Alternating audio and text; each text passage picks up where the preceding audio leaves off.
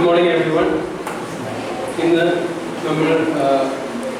Geology Department, the Innovation Cell in the main number business startup business starting name in the program present IIC coordinator Jubilee ma'am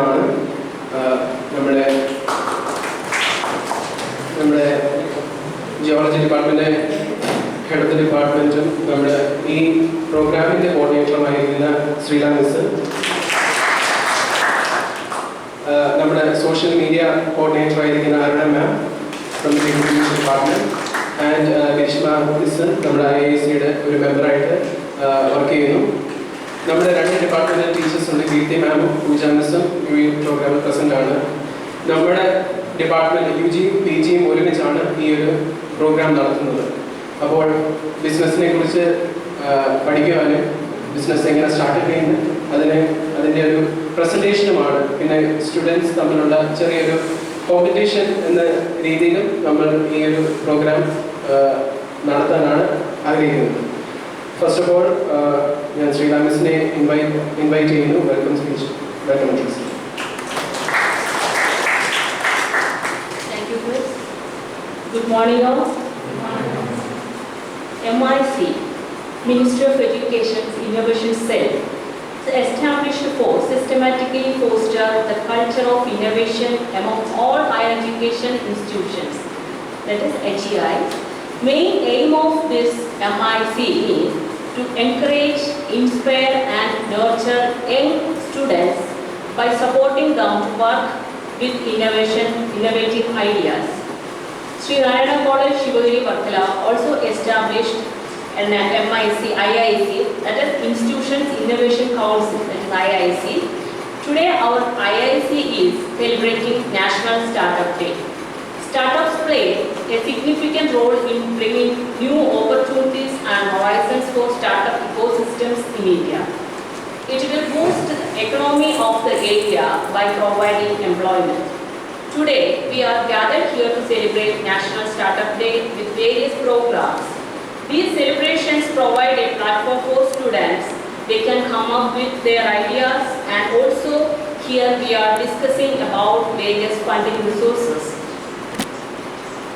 Such type of activities related to startup acceleration programs that offer young entrepreneurs an intensive life-changing experiences to turn their innovative ideas into invertible startup business. In connection with startup celebrations, our students groups are presenting their ideas for startups. After this idea presentations by students, the audience, you can invest virtual money on the successful one you feel. Thank you everyone for coming here to celebrate National Startup Day. First of all, I would like to welcome all of you to this section. First, I extend a warm welcome to IIC coordinator, Ms. Jubilee, SP teacher. Now I welcome social media coordinator, Aruna teacher. We are very glad to see all our IIC faculty members are here. Vinishma teacher is also here to support us. I extend a warm welcome to Vinishma teacher. And I welcome all the faculty members to this program. I extend a hearty welcome to our student coordinators, Chris Thomas and Aditya. Now I welcome one and all IIC student members to this program. Thank you.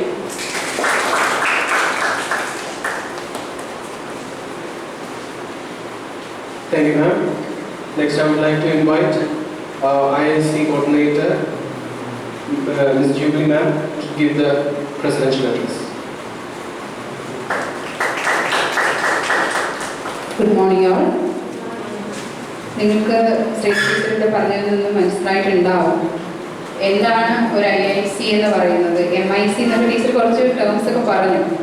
നിങ്ങൾക്ക് അതിനെക്കുറിച്ചൊരു ചെറിയൊരു brief introduction തന്നിട്ട് നമ്മുടെ ഈ പ്രോഗ്രാമിലേക്ക് പോകാം. IIC എന്ന് പറയുന്നത് institutions innovation council എന്നാണ് പറയുന്നത്. ഇൻസ്റ്റിറ്റ്യൂഷൻസ് ഇന്നൊവേഷൻ കൗൺസിലിൽ ചെയ്യുന്നത് നമ്മുടെ കുട്ടികളിലുള്ള അല്ലെങ്കിൽ യങ്സ്റ്റേഴ്സിലുള്ള ഇന്നൊവേറ്റീവായിട്ടുള്ള ഐഡിയാസിനെ കണ്ടെത്തി അതിനെ ബൂസ്റ്റ് ചെയ്ത് കൊണ്ടുവരുന്ന ഒരു സെല്ലാണ് അല്ലെങ്കിൽ ഒരു കൗൺസിലാണ് IIC എന്ന് പറഞ്ഞ് നമ്മുടെ കോളേജിൽ ഇന്ന് പ്രവർത്തനം ആരംഭിക്കുകയാണ്. നിങ്ങളാണ് ആദ്യമായിട്ട് അതിൻ്റെ ബെനിഫിഷ്യറീസ് ആവാൻ പോകുന്നത്. ഇവിടെ നമ്മൾ ചെയ്യുന്നത് ഓൺടർപ്രണർഷിപ്പുമായിട്ട് നിങ്ങൾ ED ക്ലബ്ബ് കേട്ടിട്ടുണ്ടാവും. ED ക്ലബ്ബ് നിങ്ങൾ കഴിഞ്ഞ വർഷങ്ങളിൽ കുറച്ച് ആക്ടിവിറ്റീസുമായിട്ട് ബന്ധപ്പെട്ട് കേട്ടിട്ടുണ്ടാവും. അപ്പോൾ അതുമായിട്ട് ബന്ധപ്പെട്ട് അതുപോലെ തന്നെ ഉള്ള കുറേ കാര്യങ്ങളാണ് നമുക്ക് IICക്കകത്ത് വരുന്നത്. കുട്ടികൾ, അതായത് നിങ്ങളെ പോലുള്ള യങ്സ്റ്റേഴ്സിൽ മൈൻഡുകളിലാണ് ഐഡിയാസ് ധാരാളം ഉള്ളതെന്നാണ് പറയുന്നത്. അപ്പോൾ നിങ്ങളുടെ മൈൻഡിലുള്ള ചിലപ്പോൾ നിങ്ങൾക്ക് തോന്നാം നമ്മുടെ മൈൻഡിലുള്ള ഒരു ഐഡിയ ആണോ, ഞാൻ വിചാരിക്കുന്നൊന്നും ഐഡിയ ആയിരിക്കില്ല, അല്ലെങ്കിൽ എനിക്ക് തോന്നുന്നതൊക്കെ ഇങ്ങനെയൊക്കെ വൻ അബദ്ധമായിരിക്കും, ഞാൻ പറഞ്ഞ പൊട്ടത്തരമായി പോകും എന്നൊക്കെ നിങ്ങൾക്ക് ചിലപ്പോൾ തോന്നുന്നുണ്ടാവും. എല്ലാവരുടെ മനസ്സിലും കാണാം ചില കുഞ്ഞു കുഞ്ഞു ആശയങ്ങളും ഐഡിയകളും ഒക്കെ. പക്ഷെ അതിന് അങ്ങനെ ഒരു ഐഡിയ ഉണ്ടെങ്കിൽ നിങ്ങൾ അതുമായിട്ട് മുന്നോട്ട് വന്നാൽ, നിങ്ങൾ സ്റ്റാർട്ടപ്പ് എന്നൊരു ടേം ഇവിടെ കേട്ടു, നമ്മളിപ്പോൾ സെലിബ്രേറ്റ് ചെയ്യുമ്പോൾ സ്റ്റാർട്ടപ്പ് ഡേ ആണ്. അപ്പോൾ എന്താണ് സ്റ്റാർട്ടപ്പ് എന്ന് പറഞ്ഞാൽ എന്നുള്ളതാണ് നിങ്ങൾ ആദ്യം മനസ്സിലാക്കേണ്ടത്. നമുക്ക് ഉള്ള ഒരു ഐഡിയയെ നമ്മൾ എങ്ങനെ ഒരു ബിസിനസ്സാക്കി മാറ്റാം. ഇപ്പം നമ്മുടെ മനസ്സിലുള്ള ഒരു ഐഡിയ നമുക്ക് എപ്പോഴും ബിസിനസ് ഫീൽഡിൽ കൊണ്ടുവരാൻ പറ്റിയെന്ന് വരില്ല. പക്ഷെ അതിനൊരു ബിസിനസ് ഫീൽഡിൽ കൊണ്ടുവരണമെങ്കിൽ, ബിസിനസ്സാക്കി മാറ്റണമെങ്കിൽ നമുക്ക് എന്താണ് ചെയ്യാൻ പറ്റുന്നത്? നിങ്ങളെ സഹായിക്കാൻ എന്ന ധാരാളം ഏജൻസീസ് ഉണ്ട്. നിങ്ങളുടെ ചുറ്റും ഒരുപാട് ആൾക്കാർ നിങ്ങളെ സഹായിക്കാനുണ്ട്. ആദ്യം നമ്മുടെ കോളേജിൽ തന്നെ ഇങ്ങനെ ഒരു സെല്ല് നിങ്ങൾക്ക് വേണ്ടിയിട്ട് പ്രവർത്തിക്കുന്നുണ്ട്.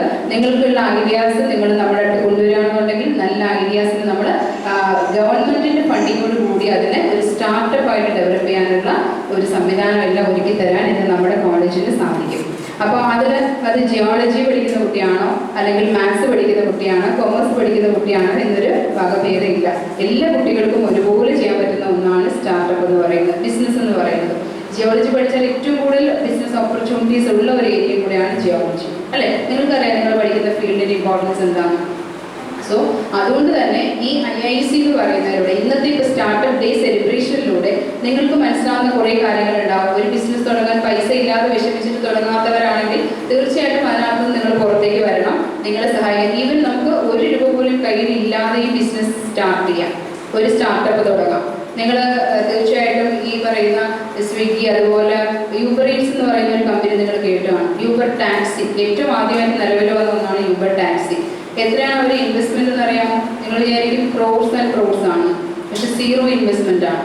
അപ്പോൾ നിങ്ങൾ അതിശയിക്കുന്നുണ്ടാവും യൂബർ ഈറ്റ്സ്, യൂബർ ടാക്സി എന്നൊക്കെ പറയുന്നത് എങ്ങനെയാണ് 0 ഇൻവെസ്റ്റ്മെന്റിൽ നമുക്ക് സ്റ്റാർട്ട് ചെയ്യാൻ പറ്റുന്നത്? അപ്പോൾ ബിസിനസ് എന്ന് പറയുന്നത് ഒരുപാട് പൈസ കയ്യിൽ വെച്ചിട്ട് തുടങ്ങുന്ന ഒന്നല്ല ബിസിനസ്. അങ്ങനെ തുടങ്ങാൻ മാത്രം കഴിയുന്ന ഒന്നല്ല.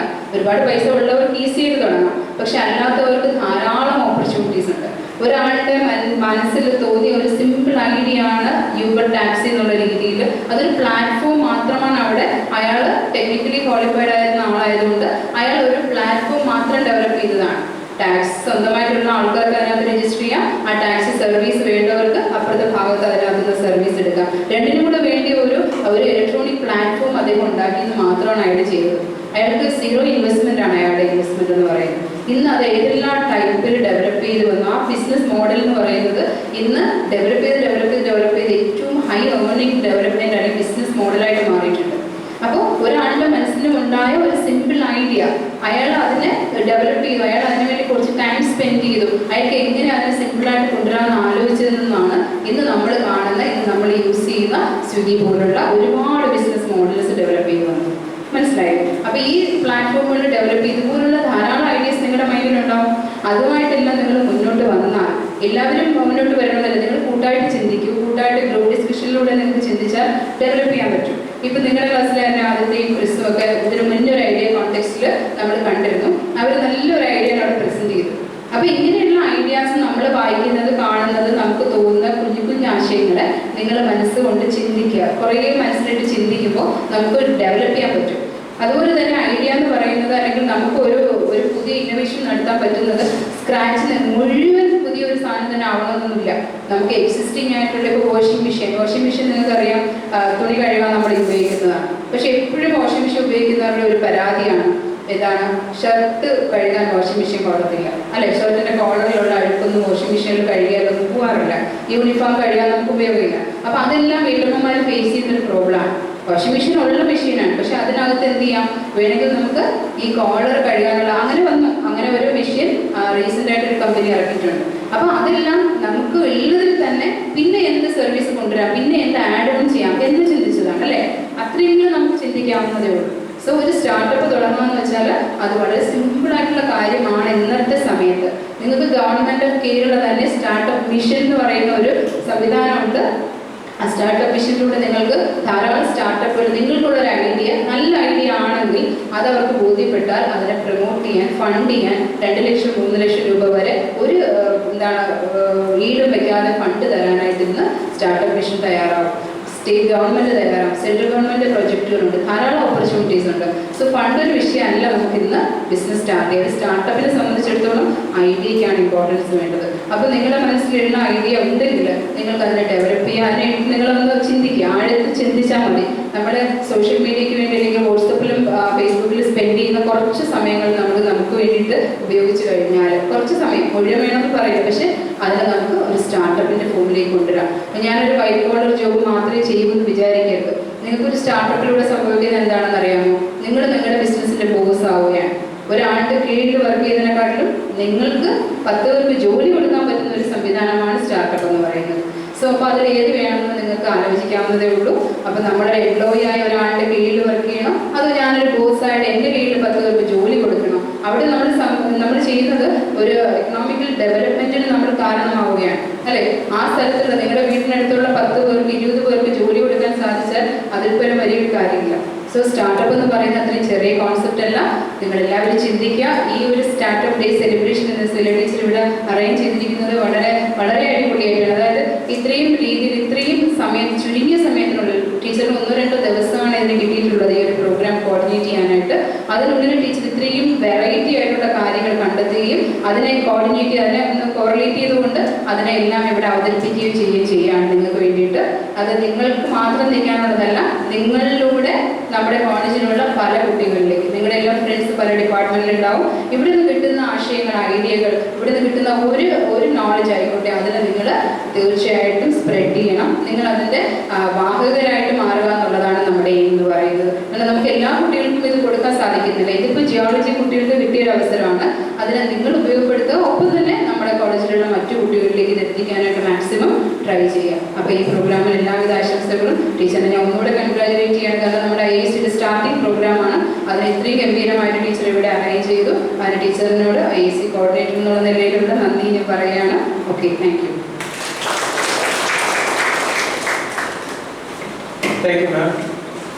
ഇപ്പോൾ കേരളത്തിൽ നമ്മൾ അറിയാം, നമുക്ക് അറിയത്തില്ലായിരിക്കും ഏതൊക്കെ സ്റ്റാർട്ടപ്സ് ആണ് ഡെവലപ്പ് ചെയ്ത് വരുന്നത്. നമ്മളൊരു യൂട്യൂബ് വീഡിയോ കാണാം, the top 10 startups from Kerala. അപ്പോൾ ഇതിലൂടെ നിങ്ങൾക്ക് മനസ്സിലാവും ഏതൊക്കെ സ്റ്റാർട്ടപ്സ് ആണ് ഇപ്പോൾ കേരളത്തിൽ തുടങ്ങി അത് ഗ്ലോബൽ ലെവലിലോട്ട് മാറിക്കൊണ്ടിരിക്കുന്ന.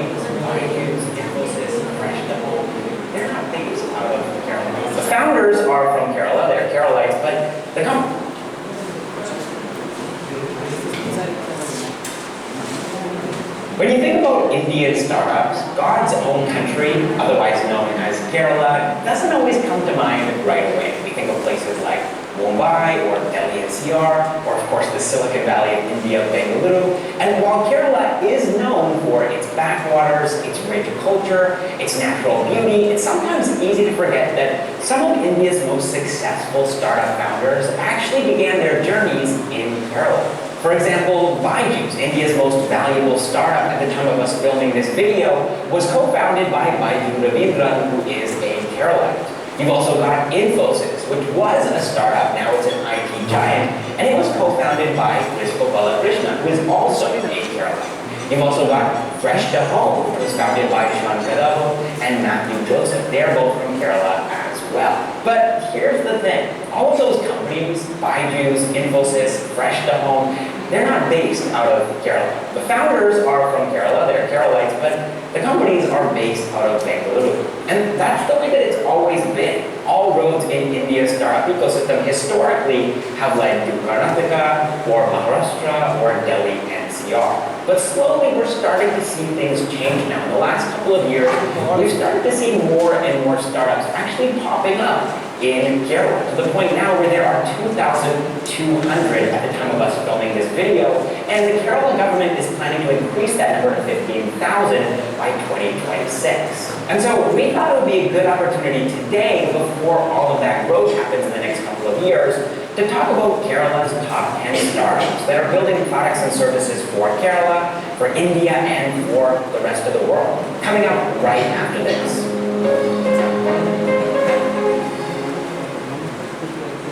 So we're going to begin our Kerala journey in the city of Kannur. It's known as the city of looms and lures because of its handloom industry, and it's in this city that we're going to find flight and hotel booking startup FareFirst. Have you ever spent long hours comparing different flight tickets and hotel room prices from different travel agencies? It can be a headache, and this travel meta search engine startup FareFirst does all of that for you in just a couple of seconds. Founded by Mohammed Jasil, Vishal Vijay, and Yagnesh Talapati, FareFirst is available on both iOS and Android, and it recently crossed 1 million downloads. And the app helps you to find the best deals from over 100 OTAs. These are online travel agencies and airline sites, so you can find the cheapest ticket in a single click.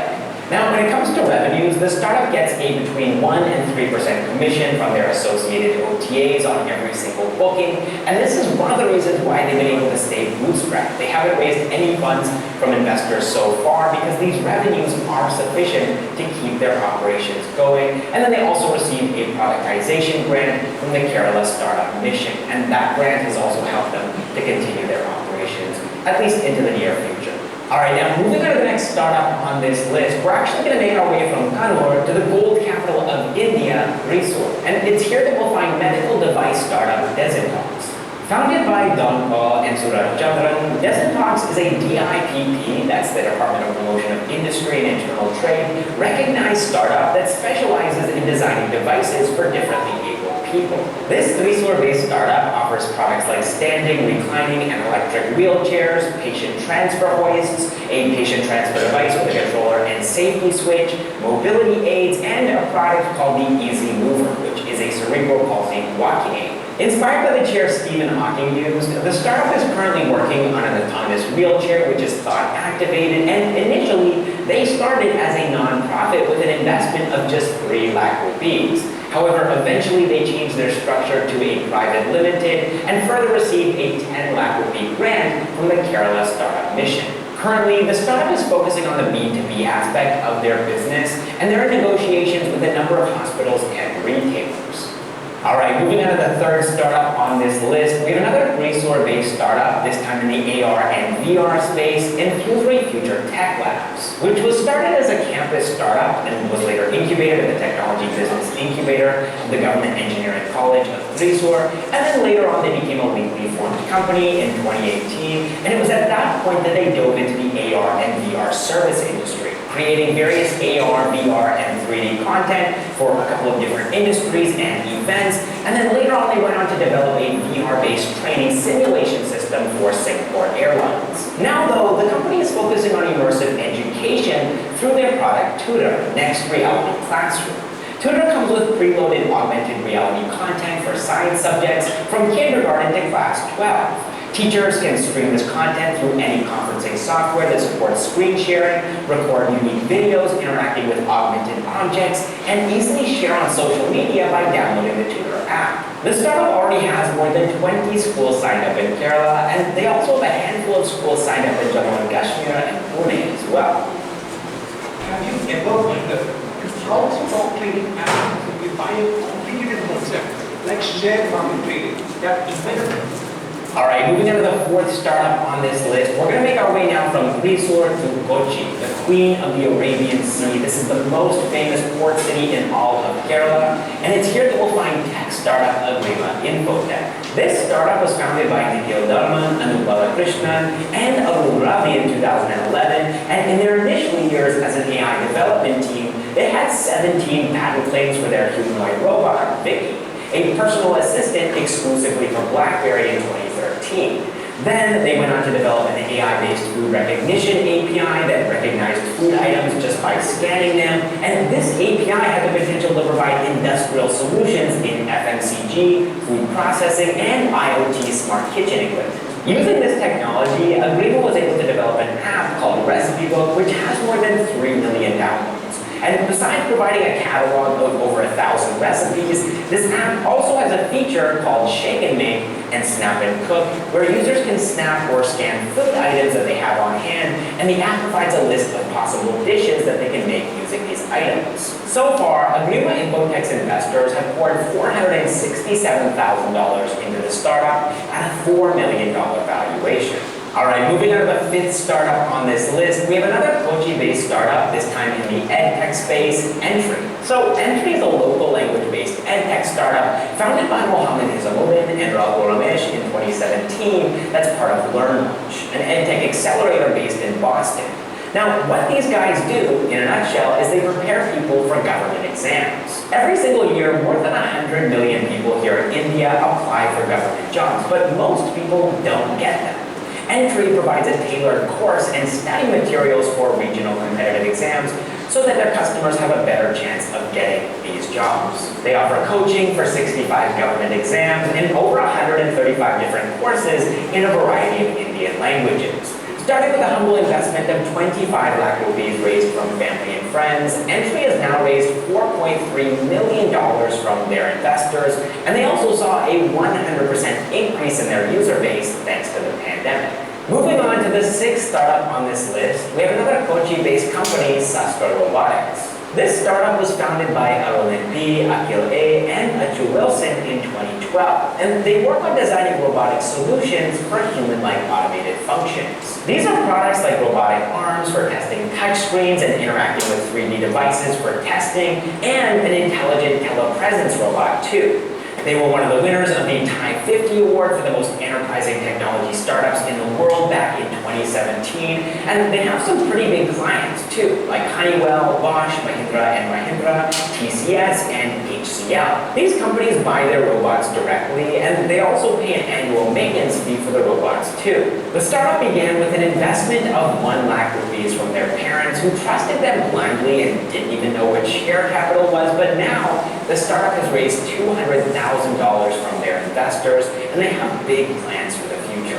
All right, next up, we've got the seventh startup on this list. This is another Kochi-based startup called Dr. Jackfruit. So there's this snack that is very famous across Kerala, chips. There are dried banana chips and jackfruit chips and other kinds of chips that are called upri in the local language. I'm sorry if I'm saying that incorrectly, but that is the business of Dr. Jackfruit. They make and sell chips. See, before Dr. Jackfruit showed up, banana and jackfruit chips in Kerala were a small-scale mom and pop business. It was disorganized, but now the startup has come in and they've branded and organized this snack into a proper company. Dr. Jackfruit has created a brand called Beyond Snack, which has launched 3 different flavors of chips, original, peri-peri, and sour cream and parsley, that have become extremely popular because they're affordably priced at 60 rupees per packet, while locally made chips sell between 50 and 80 rupees.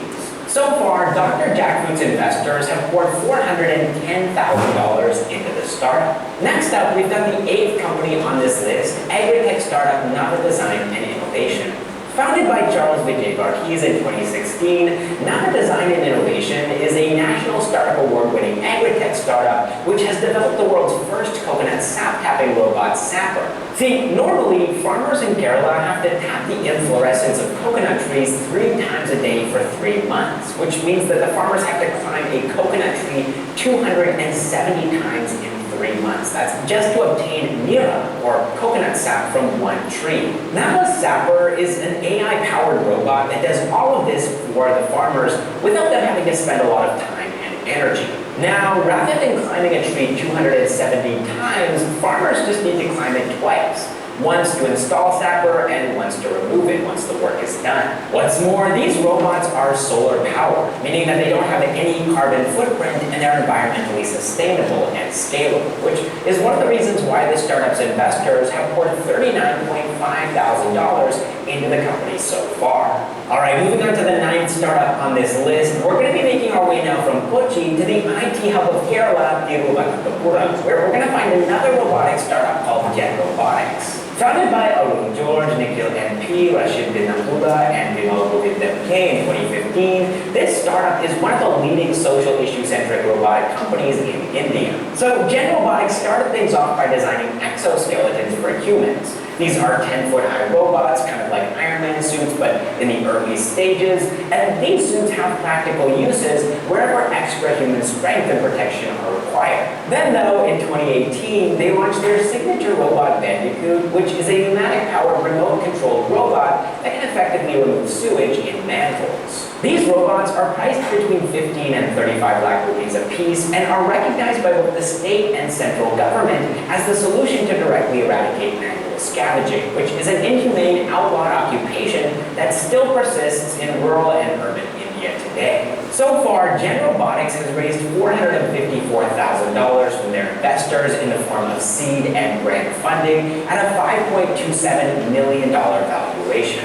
And finally, we have the 10th company on this list, another Tiruvananthapuram startup, this time in the space tech space, Strala Technologies. So according to the founder of Strala Technologies, Jansi Jose, the startup is actually the first space tech startup in Kerala, and it's also the first fully woman-owned private limited company in the IT sector in the state. It was founded in 2014, and they have 2 main products. One is CyberMonkey, a geospatial intelligence system which acts as an in-house research product for spatial big data analytics, and they also provide 3D map solution services to the government in departments like precision farming, law enforcement, traffic and transportation, and smart cities and urban planning boards. And then the second product is the first ever cyber defense center in Kerala, Strala Cyber Labs, which has collaborated with Checkpoint Software, one of the leading Israel-based security service providers. Besides these 2, they've also developed products for testing network security and also offer cyber auditing and cyber investigation to private and government agencies.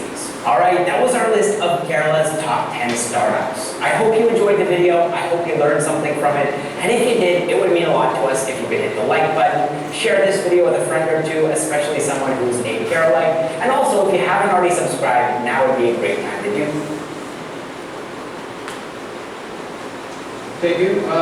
Before നമ്മൾ top 10 startups in Kerala അതാണ് നമ്മൾ കണ്ടത്. Next, ഇപ്പോൾ നമുക്കൊരു idea ഉണ്ട്, startup idea ഉണ്ട്, but എങ്ങനെയാണ് funding കിട്ടുന്നതെന്ന് നമുക്ക് ചിലപ്പോൾ ഒരു ഡൗട്ട് ഉണ്ടായിരിക്കും. അപ്പോൾ എങ്ങനെയാണ് ഫണ്ടിങ് കിട്ടുന്നതെന്ന് നമ്മളോട് പറയാൻ ഈ ഒരു അടുത്തൊരു യൂട്യൂബ് വീഡിയോ ഉണ്ട്.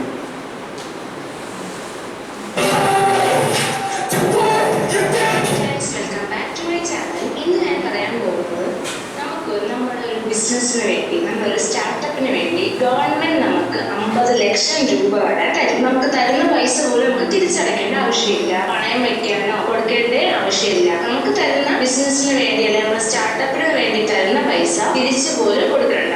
അപ്പോൾ എൻ്റെ വാക്ക് നിങ്ങൾ വിശ്വസിക്കുമോ? യെസ്, വിശ്വസിക്കണം. കാരണം ഗവൺമെന്റ് നമുക്ക് ബിസിനസ് ഐഡിയാസിന് ബിസിനസ് ഗ്രോ ചെയ്യാനും വേണ്ടി നമുക്ക് അപ് ടു 50 ലാക്ക് വരെ startup India seed fund scheme വഴി തരുന്നുണ്ട്. അപ്പോൾ startup India seed fund scheme എന്ന് വെച്ചാൽ ഒരു ഫിനാൻഷ്യൽ അസിസ്റ്റന്റ് നമ്മൾ സ്റ്റാർട്ടപ്പിന് നമ്മുടെ ബിസിനസ്സിന് വേണ്ടി കറക്റ്റ് ആയിട്ടുള്ള ഐഡിയാസും കോൺസെപ്റ്റും പ്രോട്ടോടൈപ്പും ഒക്കെ ഉണ്ടെങ്കിൽ ഗവൺമെന്റ് ആയിട്ട് അത് ഫണ്ട് ചെയ്യുന്നതാണ്. ഇതിനെക്കുറിച്ച് നമുക്ക് കൂടുതൽ ഡീറ്റെയിൽസ് ആയിട്ട് വീഡിയോയിൽ കൂടെ മനസ്സിലാക്കാം. ആദ്യം തന്നെ startupindia.gov.in എന്ന വെബ്സൈറ്റിൽ കയറുമ്പോൾ തന്നെ നമുക്ക് അതിന്റെ ഹോം പേജ് കാണാൻ സാധിക്കും.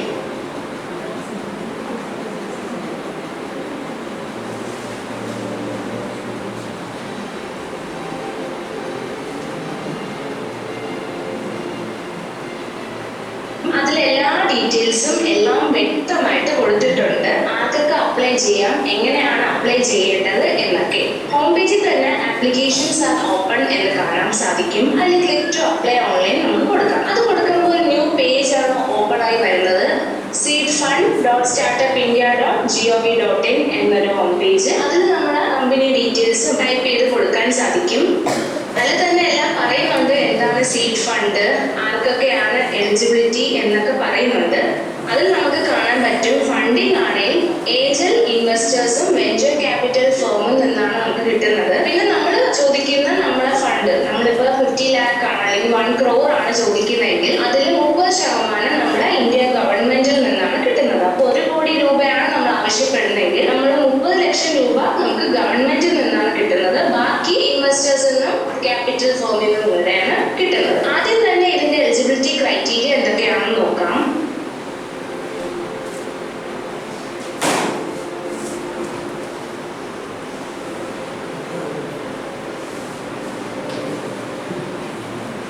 ഒരു സ്റ്റാർട്ടപ്പ് കമ്പനി ആണെങ്കിൽ അല്ലെങ്കിൽ ഒരു ന്യൂ കമ്പനി ആണെങ്കിൽ ഫസ്റ്റ് തന്നെ സ്വന്തം കമ്പനി സ്റ്റാർട്ടപ്പ് എന്ന DPIITയിൽ രജിസ്റ്റർ ചെയ്യണം. അത് അതിൽ കൊടുത്തിട്ടുണ്ട് വ്യക്തമായിട്ട്.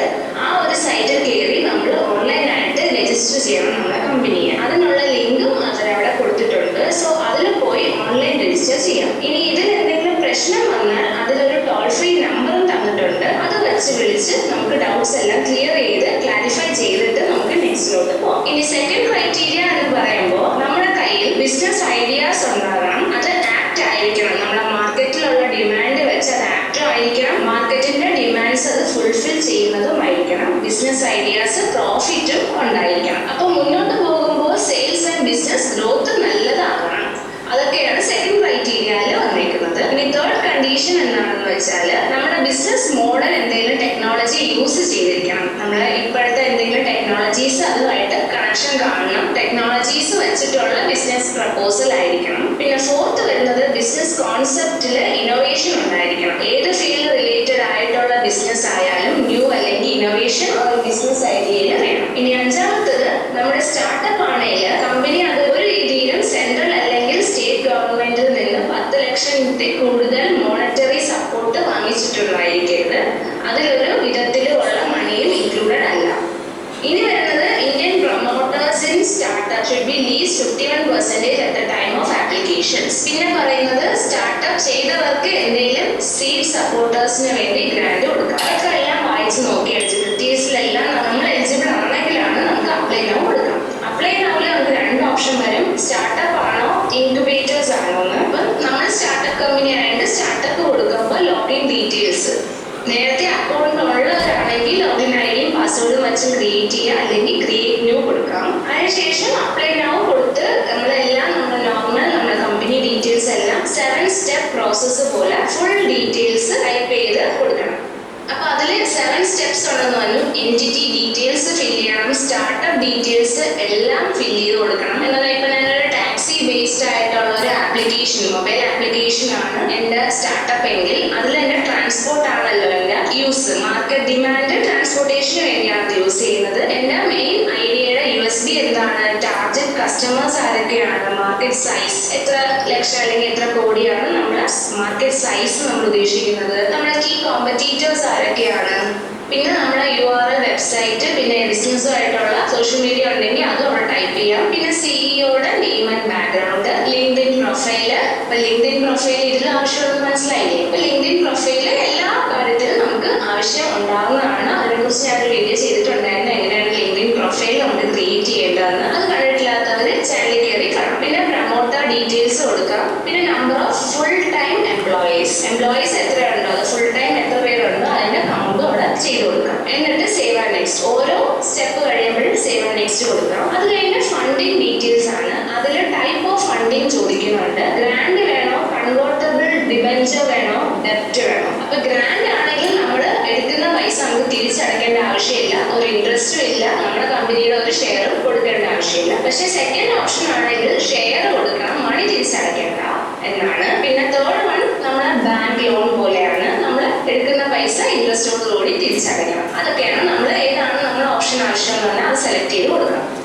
അതിനുശേഷം ഫണ്ട് റിക്വയർമെന്റ്സ് എത്രയാണെന്ന് സെലക്ട് ചെയ്യാം. പിന്നെ പ്രയർ ഫണ്ടിങ് ഡീറ്റെയിൽസ്, നമ്മൾ ഓരോ ഫണ്ട് നമ്മൾ ആവശ്യപ്പെടുന്ന ഫണ്ട് എന്തിനാണ് യൂസ് ചെയ്യുന്നത്, ഏതൊക്കെ കാറ്റഗറീസ് ആണ് യൂസ് ചെയ്യുന്നത് എന്ന് പറഞ്ഞാൽ അതിൽ ആഡ്മോർ എന്ന് പറഞ്ഞ എക്സ്പെൻഡിച്ചേഴ്സ് ഒക്കെ സേവ് ചെയ്ത് നെക്സ്റ്റ് കൊടുക്കാം. എന്നിട്ട് ഇൻക്യുബേറ്റർ പ്രിഫറൻസ് 3 സെലക്ട് ചെയ്ത് കൊടുക്കാം. അത് കഴിഞ്ഞിട്ട് ലാസ്റ്റ് നമുക്ക് വല്ല വീഡിയോസ്, യൂട്യൂബ് വീഡിയോസ് വല്ലതും നമ്മുടെ കമ്പനിയെ കുറിച്ച് വല്ലതും ഉണ്ടെങ്കിൽ അതിൽ വീഡിയോ ആയിട്ട് അപ്ലോഡ് ചെയ്യാം, അല്ലെങ്കിൽ വേറെ ഡോക്യുമെന്റ് ഫയൽസും അപ്ലോഡ് ചെയ്ത് സബ്മിറ്റ് ചെയ്യാം. അപ്പൊ ഇത് കഴിയുമ്പോൾ നമ്മുടെ സൈഡിൽ നിന്നുള്ള ടാസ്ക് കഴിഞ്ഞു. ഇനി നമ്മുടെ ഗവൺമെന്റ് സൈഡിൽ നിന്ന് ഒരു സെലക്ഷൻ പ്രോസസ് ഉണ്ട് നമ്മുടെ ഈ സ്റ്റാർട്ടപ്പ് ഇന്ത്യ മിഷന്. അപ്പൊ എല്ലാ കമ്പനിയുടെ ആപ്ലിക്കേഷൻ ഒരു കമ്മിറ്റി വെരിഫൈ ചെയ്യും. അതാണ് ISMC, ഇൻക്യുബേറ്റർ സീഡ് മാനേജ്മെന്റ് കമ്മിറ്റിയാണ് ഇത് വെരിഫൈ ചെയ്യുന്നത്. അപ്പൊ കുറെ ക്രൈറ്റീരിയാസ് എല്ലാം നോക്കി സെലക്ട് ചെയ്തിട്ടാണ്, അത് വെച്ചാണ് നമ്മുടെ കമ്പനീസിന്റെ ഡീറ്റെയിൽസ്, നമ്മൾ കൊടുത്ത എല്ലാ ഡീറ്റെയിൽസും വെച്ച് ക്രോസ് ചെക്ക് ചെയ്ത് എല്ലാ ക്രൈറ്റീരിയയും ഫുൾഫിൽ ചെയ്യുന്നതുകൊണ്ട് നോക്കിയിട്ടാണ് നമുക്ക് ഫണ്ട് വരുന്നത്. ഇപ്പൊ ക്രൈറ്റീരിയാസ് എന്ന് പറയുമ്പോൾ നമ്മുടെ നീഡ് ഫോർ ദിസ് ഐഡിയ, ആ ഐഡിയ എത്രത്തോളം റെലവെന്റ് ആണ്, ഫീസിബിലിറ്റി നോക്കുന്നുണ്ട്, പൊട്ടൻഷ്യൽ ഇമ്പാക്ട്, പിന്നെ കുറെ ക്രൈറ്റീരിയാസ് ഉണ്ട്. ഓവറോൾ അസസ്മെന്റ് വഴിയാണ് നമുക്കൊരു 45 ഡേയ്സിനകം നമുക്ക് ഇതിന്റെ ഒരു റിസൾട്ട് കിട്ടും, നമ്മൾ എലിജിബിൾ ആണോ അല്ലയോ എന്നൊക്കെ.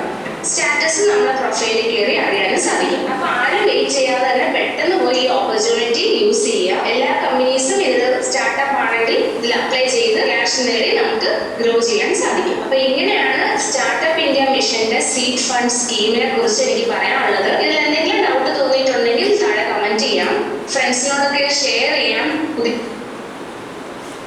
Thank you. അപ്പോൾ ഇനി നമ്മൾ സ്റ്റുഡൻസിൻ്റെ ഇൻപുട്ടാണ്. സ്റ്റുഡൻസിൻ്റെ സ്റ്റാർട്ടപ്പ് ഐഡിയാസ്, അത് എക്സ്പ്ലനേഷൻ, അതിൻ്റെ ഒരു ഓപ്പൺ ഡിസ്കഷനായിട്ടാണ് അടുത്ത പ്രോഗ്രാമിനോട് നമ്മൾ പോകുന്നത്. അപ്പോൾ ഫസ്റ്റ് നമ്മുടെ കോർഡിനേറ്റർ ആയിരിക്കുന്ന ആദിത്യയുടെ ഒരു സ്റ്റാർട്ടപ്പ് ഐഡിയ ഉണ്ട്. ആ സ്റ്റാർട്ടപ്പ് ഐഡിയ കാണുകയും എന്തെങ്കിലും ഓപ്പൺ ഡിസ്കഷൻ അത് കഴിഞ്ഞിട്ട് നടക്കുകയും ചെയ്യും. നിങ്ങളുടെ എന്തെങ്കിലും ഡൗട്ട്സ് ഉണ്ടെങ്കിൽ ഡൗട്ട്സ് ക്ലിയർ ചെയ്യാം, അല്ലെങ്കിൽ ഇതിൻ്റെ ഫീസിബിലിറ്റി ചോദിക്കണമെങ്കിൽ അതിനെക്കുറിച്ചും നമ്മൾ ഡിസ്കസ് ചെയ്യും.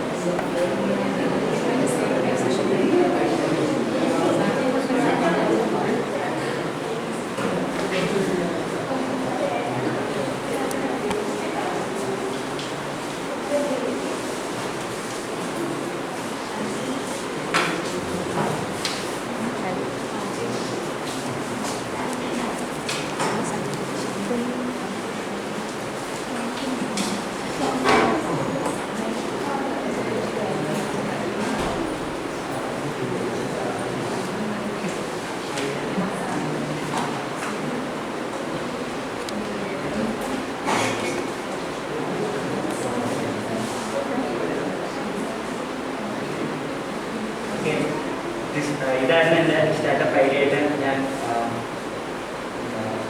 ഒരു ഐഡിയത്തോളം വന്നിട്ടുണ്ടായിരുന്നു. അപ്പോൾ അതിന് ഞാൻ പ്രസൻറ്റ് ചെയ്തിരിക്കുകയാണ്. അപ്പോൾ ഇതെന്ന് വെച്ചാൽ പുതിയൊരു രീതി അല്ലെങ്കിൽ നമ്മളുടെ എത്രയോ കാലങ്ങൾ കൊണ്ടുള്ള ബിൽഡിംഗ് കൺസ്ട്രക്ഷനെ കുറിച്ച് അതായത് നമ്മൾ എത്രയോ കാലം മുമ്പ് തുടങ്ങിയ രീതിയിൽ തന്നെയാണ് ഇപ്പോൾ മൂവ് ചെയ്യുന്നത്. നാച്ചുറൽ റിസോഴ്സസ്, അതായത് ഒരു വീട് കൺസ്ട്രക്ട് ചെയ്യാനാണെങ്കിൽ അല്ലെങ്കിൽ എന്തൊരു ബിൽഡിംഗ് കൺസ്ട്രക്ട് ചെയ്യാനാണെങ്കിൽ എത്രയോ നാച്ചുറൽ റിസോഴ്സസ് ആണ് നമ്മൾ യൂട്ടിലൈസ് ചെയ്യുന്നത്. എത്രയോ നാച്ചുറൽ റിസോഴ്സസ് ആണ് നമ്മൾ യൂട്ടിലൈസ് ചെയ്യുന്നത്. അതായത് ഇപ്പോൾ ഒരു പാറകഷ്ണമായപ്പോൾ അവിടുന്ന് തൊട്ടൊരു എത്ര എമൗണ്ട് വെള്ളം നമുക്ക് വേണം. അങ്ങനെ different types of natural resources ആണ് നമ്മൾ ഒരു വീട് കൺസ്ട്രക്ട് ചെയ്യുന്നത്. അതായത് നാച്ചുറൽ അല്ലെങ്കിൽ നമ്മുടെ ട്രഡീഷണൽ വേ ഉപയോഗിച്ച് നമ്മൾ കൺസ്ട്രക്ട് ചെയ്യുമ്പോൾ ഉപയോഗിക്കുന്നത്. അതുപോലെ തന്നെ വർക്കിംഗ് ലേബർ, പിന്നെ ഡ്യൂറേഷൻ, ഇതെല്ലാം ഒത്തിരി കൺസ്യൂം ചെയ്യുന്നുണ്ടാകും നമ്മുടെ ട്രഡീഷണൽ വേ ഓഫ് ബിൽഡിംഗ്. അതായത് ഇപ്പോൾ ചിലപ്പോൾ മാസങ്ങളാവാം, ചിലപ്പോൾ വർഷങ്ങളെടുത്തായിരിക്കാം ഒരു വീടോ ഒരു ബിൽഡിങ്ങോ ഉപയോഗിക്കുന്നത്. അപ്പം ഇത് ഇന്ത്യയിൽ മാത്രം നടക്കുന്ന ഒരു കാര്യമാണ്. ഇപ്പോൾ ഇന്റർനാഷണൽ നമ്മൾ നോക്കുകയാണെങ്കിൽ പല രാജ്യങ്ങളും 3D പ്രിന്റിംഗ് എന്നുള്ള ആശയത്തിലേക്ക് മാറിക്കഴിഞ്ഞു. 3D പ്രിന്റിംഗ് എന്ന ആശയം ഒരു വീടോ അല്ലെങ്കിൽ ഒരു ബിൽഡിംഗ്, അതുപോലെ തന്നെ അല്ലെങ്കിൽ ഒരു ടോയ്, കളിപ്പാട്ടങ്ങൾ അല്ലെങ്കിൽ ജ്വല്ലറി ഇങ്ങനെയുള്ള മേഖലയിൽ നിന്നും അവർ ഒത്തിരി മുന്നേറ്റം നടത്താൻ പല രാജ്യങ്ങളിൽ കഴിഞ്ഞു. അപ്പോൾ അവർ ചെയ്യുന്നത് ബയോളജിക്കൽ പ്രൊഡക്ട്സ്, അതായത് നമ്മുടെ വെജിറ്റബിൾസ്, പച്ചക്കറികൾ, മാംസം, ഇതൊക്കെ 3D പ്രിന്റിങ്ങിലൂടെ പല രാജ്യങ്ങളിലും വർക്ക് ചെയ്യാൻ തുടങ്ങി. എന്നാൽ ഇന്ത്യയിൽ ഇപ്പോഴും 3D പ്രിന്റിങ്ങിൻ്റെ ആദ്യ ചുവടുകൾ പോലും വെച്ചിട്ടില്ല. ഇതിന് കാരണം എന്ന് പറയുന്നത് നമ്മുടെ ട്രഡീഷണൽ വേ ഓഫ് ബിൽഡിംഗ് തന്നെയാണ്. കാരണം നമ്മളിപ്പോൾ നോക്കുകയാണെങ്കിൽ തന്നെ ഒരു വീട് എന്ന് പറയുന്നത് പലരും ആർഭാടം അല്ലെങ്കിൽ നമുക്ക് ആ വീട് സമൂഹത്തെ കാണിക്കാൻ വേണ്ടി ക്രിയേറ്റ് ചെയ്യുന്നതാണ്. പക്ഷെ ഞാൻ ഉദ്ദേശിക്കുന്നത് എങ്ങനെ ഒരു വീട് ക്രിയേറ്റ് ചെയ്യുമ്പോൾ ചിലവ് കുറയ്ക്കാം. അല്ലെങ്കിൽ ഇപ്പോൾ തന്നെ നമ്മളുടെ രാജ്യത്ത് തന്നെ എത്രയോ ആൾക്കാർക്ക് വീടില്ലാതെ കുടിലുകൾക്കും സ്റ്റെബിലിറ്റി ഇല്ലാതെ നമുക്ക് തന്നെ കാണാം. പലയിടങ്ങളിലാണ് റെയിൽവേ സ്റ്റേഷനുകളിൽ, അതുപോലെ ഭിക്ഷാടനം നടത്തുന്ന ആൾക്കാർ, ഇവർക്കൊക്കെ വീടുകളില്ലാതെ അവർക്കൊന്നും സെക്യൂരിറ്റി പോലും ഇല്ല, ഒരു വീടിൻ്റെ സെക്യൂരിറ്റി പോലും ഇല്ല. അപ്പം ഇത്രയൊക്കെ ചിലവാക്കി നമ്മൾ വീട് പണിയുമ്പോൾ അവർക്കൂടെ അവരെ സഹായിക്കാം. അതുപോലെ തന്നെ നമുക്ക് ഒരു പുതിയ വേ, അതായത് നമ്മുടെ നാച്ചുറൽ എൻവയോൺമെൻറ്റിനെ സംരക്ഷിക്കാം. അപ്പം അതെല്ലാം കൂടെ ഉൾപ്പെടുത്തിയിട്ടുള്ള ഒന്നാണ് 3D പ്രിന്റിംഗ്. 3D പ്രിന്റിങ്ങിൻ്റെ ഉപയോഗങ്ങൾ അല്ലെങ്കിൽ പോസിറ്റീവ്സ് എന്ന് പറയുന്നത് നാച്ചുറൽ റിസോഴ്സസിൻ്റെ ഗണ്യമായ കുറവ് തന്നെയാണ്. ഇവിടെ നമുക്ക് ഏതാനും മാസങ്ങളോ ആഴ്ചകളോ കൊണ്ട് ഒരു ബിൽഡിങ്ങുകളോ വീടുകളോ ഒക്കെ നിർമ്മിക്കാൻ കഴിയും 3D പ്രിന്റിങ്ങിലൂടെ. അതുപോലെ തന്നെ ഇതിൻ്റെ ഏറ്റവും വലിയ എല്ലാവർക്കും സംശയമാണ് ഈ 3D പ്രിന്റിങ്ങിലൂടെ വീട് വെച്ച് കഴിഞ്ഞാൽ അല്ലെങ്കിൽ ഒരു ബിൽഡിംഗ് വെച്ച് കഴിഞ്ഞാൽ സ്റ്റെബിലിറ്റി ഉണ്ടാകും. തീർച്ചയായും നമ്മളൊരു ട്രഡീഷണൽ വേയിലൂടെ തന്നെ അത് വീട് വെക്കുന്നത് പോലെ തന്നെ അത്രയും സ്റ്റെബിലിറ്റി ഒരു 3D പ്രിന്റിംഗ് പ്രോസസ്സിലുണ്ടാകും. പിന്നെ രണ്ടാമത്തത്, നമ്മളിപ്പോൾ ഒരു വീട് വെക്കുന്നതിൻ്റെ 1:4 അല്ലെങ്കിൽ അതിൻ്റെ 5ൻ്റെ ഒരു ഭാഗം മാത്രമേ ഇതിന് ചിലവ് വരുള്ളൂ. അപ്പം ഇത് കൂടുതൽ ചിലവ് കുറഞ്ഞത് എല്ലാവർക്കും പെട്ടെന്ന്, ഇപ്പോൾ ഗവൺമെൻറ് തന്നെ ഈ ഒരു പ്ലാൻ ഉപയോഗിച്ച് പല വീടില്ലാത്തവർക്ക് വീട് വെച്ച് കൊടുക്കാനും അങ്ങനെയുള്ള ഒത്തിരി കാര്യങ്ങൾക്ക് ഈ 3D പ്രിന്റിംഗ് കൊണ്ട് ഉപയോഗപ്പെടുന്നതാണ് ചോദിച്ചത്. ഇന്ത്യയിൽ അത് വന്നിട്ടില്ല. അപ്പം ഇത് കൊമേഴ്ഷ്യലൈസ് ചെയ്തിട്ടില്ല. കൊമേഴ്ഷ്യലൈസ് ചെയ്തെന്ന് വെച്ചാൽ പ്രൈവറ്റ് വ്യക്തികൾക്ക് അവർ ജസ്റ്റ് ഒരു ഡെവലപ്പ് ചെയ്ത് വരുന്നതേ ഉള്ളൂ. അപ്പം കൊമേഴ്ഷ്യലൈസ് ചെയ്യാൻ ഉള്ള ഒരു സ്റ്റാർട്ടപ്പ് ഐഡിയ ആണ് ഞാൻ ഇവിടെ പ്രസന്റ് ചെയ്യുന്നത്.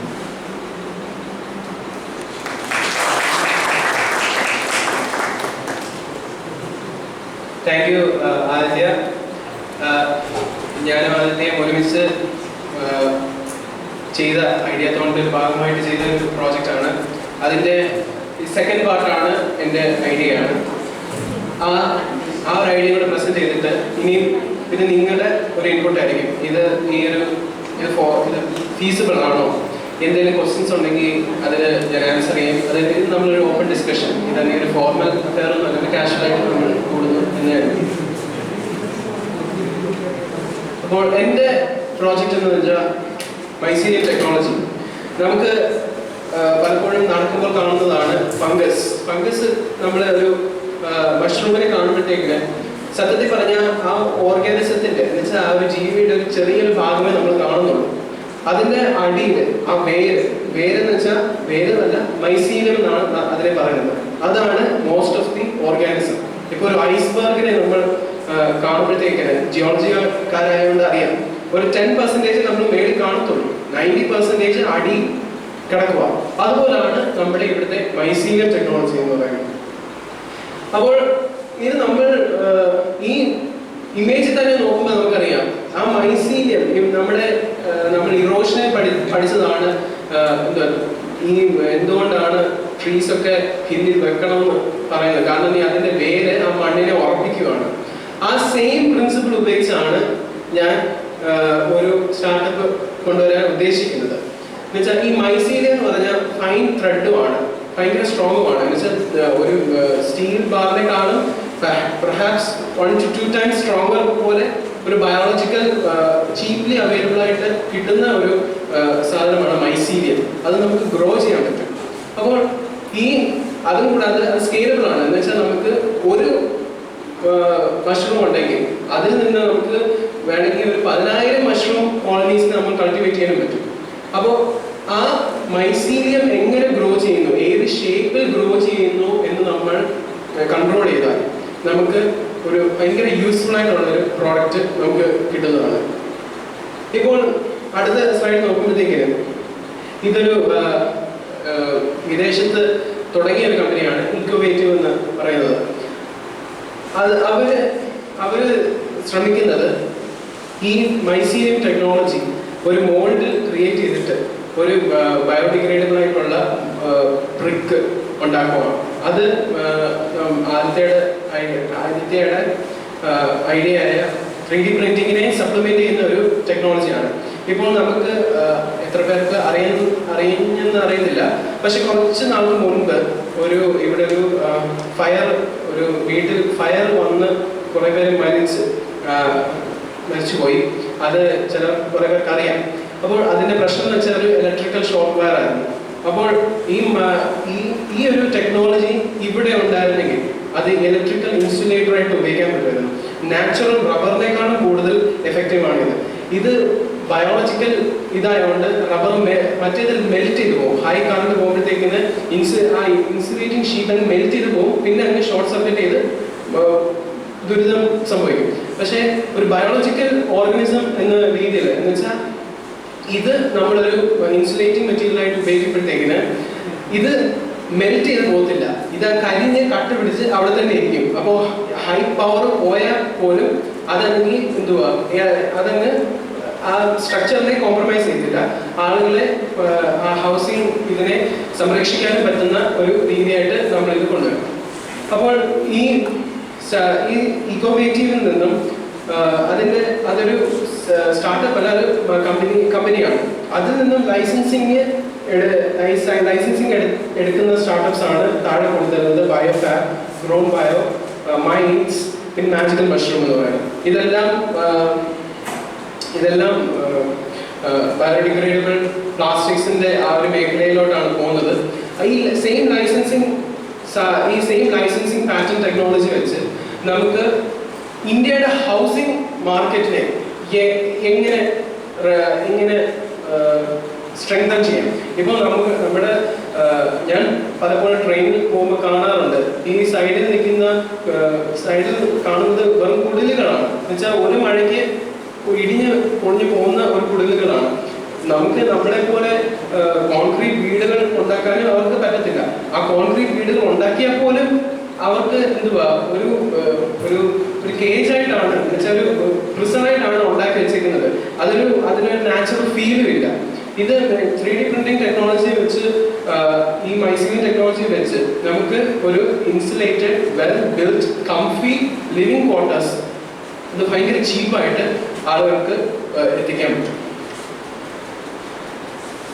ഇതാണ് ആദ്യം പറഞ്ഞ 3D പ്രിന്റിംഗ് ടെക്നോളജി. ഇത് ആ ഒരു ഷേപ്പ് തന്നെ നോക്കൂ. ഇപ്പോൾ ട്രഡീഷണൽ ഹൗസിംഗ് എങ്ങനെയാണ്? ഒരു റെക്ടാങ്കുലർ ബോക്സ് ആണല്ലോ. നമ്മുടെ ഈ മുറി തന്നെ നോക്ക്, ഒരു ക്യൂബോയിഡ് ആണ്. അപ്പൊ ഇതിനെന്തെങ്കിലും ഒരു മാറ്റം വരുത്തണ്ടേ? നമ്മളല്ലെങ്കിൽ 2022 ജീവിക്കുന്ന ആളുകൾക്ക് കുറച്ച് ഇന്നോവേറ്റീവ് ആയിട്ട് ഒരു ഫണ്ണായിട്ടുള്ള ഒരു ഐഡിയ ഒക്കെ നമ്മൾ കാണുമ്പോൾ കാണാൻ കൊള്ളാമല്ലോ എന്നുള്ള ഒരു രീതിയിൽ ഉണ്ടാക്കണ്ടേ. ഇപ്പോൾ ഇതൊരു നമ്മുടെ തേനീച്ച കൂടിന്റെ ഷേപ്പിലാണ് ഈ ഹൗസ് ഉണ്ടാക്കിയിരിക്കുന്നത്. അപ്പോൾ അകത്ത് ഭയങ്കര എന്തുവാ ഓപ്റ്റിമൽ ലൈറ്റ് കണ്ടീഷനുമാണ്, ഭയങ്കര ഒരു നാച്ചുറൽ ഫീലും ഉണ്ട്.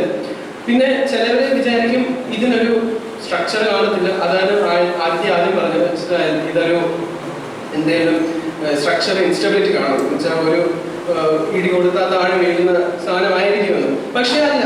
പക്ഷെ അതിൻ്റെ ആണ് അടുത്ത പിക്ചറിൽ നമുക്ക് കാണുന്നത് ഒരു സിംഗിൾ ഇതായിട്ടല്ല വെച്ചേക്കുന്നത്. അകത്ത് എന്തുവാ ഗ്യാപ്സ് ഉണ്ട്. ആ ഗ്യാപ്പ് ഉണ്ടാക്കിയത് തന്നെ എന്തുവാ ജിയോമെട്രിക് ഷേപ്സ് ഉപയോഗിച്ചാണ്. ഈ ജിയോമെട്രിക് ഷേപ്സിന്റെ ഒരു ഗുണം എന്ന് വെച്ചാൽ triangle is the most stable shape in mathematics. നിങ്ങൾക്ക് എല്ലാവർക്കും അറിയേണ്ട ഒരു കാര്യമാണ്, ഏത് ഷേപ്പ് എടുത്താലും the most stable shape is A triangle. അപ്പോൾ ഈ ട്രയാങ്കിൾ ഷേപ്പിൽ ആ ഒരു ബോൾ ബിൽഡ് ചെയ്താൽ എത്ര സ്ട്രെസ് വേണമെങ്കിലും അത് ഹാൻഡിൽ ചെയ്യും. അതും കൂടാതെ ഇത് ഇപ്പം ഇനിയും എന്തെങ്കിലും സംശയം, ഡൗട്ട്, എന്തെങ്കിലും ഒരു പേടി ഉണ്ടെങ്കിൽ ഇതിനെ റീഎൻഫോഴ്സ് ചെയ്യാൻ പറ്റും. സ്റ്റീല് വെച്ച് റീഎൻഫോഴ്സ് ചെയ്യാൻ പറ്റും. അത് സ്കെയിലബിൾ ആണ്. അതും കൂടാതെ ഇപ്പം പുതിയതായിട്ട് കൊമേഴ്ഷ്യലൈസ് ചെയ്തിട്ടില്ല, but nano fibres, carbon fibres ആണ് അടുത്ത ടെക്നോളജി.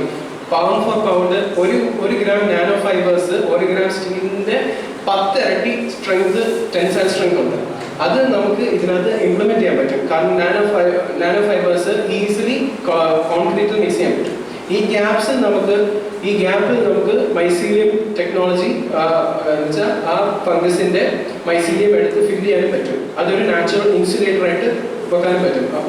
ഇപ്പോൾ ഹൈ ഓൾട്ടിറ്റ്യൂഡ് എന്ന് വെച്ചാൽ ഇപ്പം ഈ കോൺക്രീറ്റ് ബിൽഡിങ്സിലൊക്കെ പ്രശ്നം എന്ന് വെച്ചാൽ നല്ല ചൂടാകുമ്പോൾ അകത്ത് നല്ല ചൂടായിരിക്കും, പുറത്ത് നല്ല തണുപ്പായിരിക്കും, നല്ല തണുപ്പുമായിരിക്കും. ഒരു ഇൻസുലേറ്റിംഗ് ഇതില്ല. ഇപ്പൊ കേരളത്തിലാകുമ്പോൾ നല്ല ചൂടാണ്, കുഴപ്പമില്ല. ബട്ട് നമ്മളറിയാം ക്ലൈമറ്റ് ചേഞ്ച് കാരണം വൈൽഡ് ടെമ്പറേച്ചർ ആയിരിക്കും ഇനി അടുത്ത കാര്യങ്ങൾ വരാൻ പോകുന്നത്. ഇപ്പം നമ്മുടെ വിന്ററിൽ തന്നെ നമുക്കറിയാം ക്ലൈമറ്റ് എങ്ങനെയാണ്. രാവിലെ ചിലപ്പോൾ നല്ല കൊടും തണുപ്പായിരിക്കും, നമുക്ക് പുറപ്പില്ലാതെ കിടന്നുറങ്ങാനേ പറ്റത്തില്ല. പക്ഷെ എനിക്ക് ഒരു 10 മണി 11 മണി ആകുമ്പോഴത്തേക്കിന് അകത്ത് നിൽക്കാനേ പറ്റത്തില്ല, അത്രയ്ക്കും ചൂടായിരിക്കും. ഇത് ആ മൈസീലിയം ടെക്നോളജി വെച്ച് ഒരു നാച്ചുറൽ ഇൻസുലേറ്റർ ആയിട്ട് ഇത് ഉപയോഗിക്കാൻ പറ്റും. അത് നമുക്ക് എക്സ്ട്രാ പവറൊന്നും വേണ്ട. ആ മൈസീലിയം ടെക്നോളജി ഇതിനകത്ത് ഉപയോഗിച്ച് ഒരു നാച്ചുറൽ ഇൻസുലേറ്റർ ആയിട്ട് ഉപയോഗിക്കാൻ പറ്റും. ഈ 3D പ്രിന്റിംഗ് വെച്ച് സസ്റ്റൈനബിൾ ഹൗസിംഗ് ഉണ്ടാക്കാൻ പറ്റും. അപ്പോൾ നമ്മൾ എൻ്റെയും ഐഡിയ എന്ന് വെച്ചാൽ ഇന്ത്യയുടെ ആളുകൾക്ക് അഫോർഡബിൾ ആയിട്ടുള്ള ഹൗസിംഗ് കൊടുക്കുക എന്നാണ് നമ്മുടെ രണ്ടുപേരുടെ ഐഡിയ. അപ്പോൾ ഈ ഒരു പിക്ചറാണ് നമ്മുടെ ഇന്നത്തെ സ്ഥിതി. ഇനി ഇതിൽ നിന്നും ഇന്ത്യ ഇതിലോട്ട് മാറണം. ഈ മാറ്റത്തിലോട്ടുള്ള ചേഞ്ചാണ് ഞാൻ ആദ്യത്തെ സ്റ്റെപ്പ് വെക്കുന്നത്. Thank you. ഇതിനെക്കുറിച്ച് എന്തെങ്കിലും ഡൗട്ട് ഉണ്ടെങ്കിൽ പറയാം, എന്തെങ്കിലും ചോദ്യം ഉണ്ടെങ്കിൽ പറയാം. ഇതൊരു ഓപ്പൺ ഡിസ്കഷൻ ആണ്. മാക്സിമം പാർട്ടിസിപ്പേഷൻ ഞാൻ പ്രതീക്ഷിക്കുന്നു.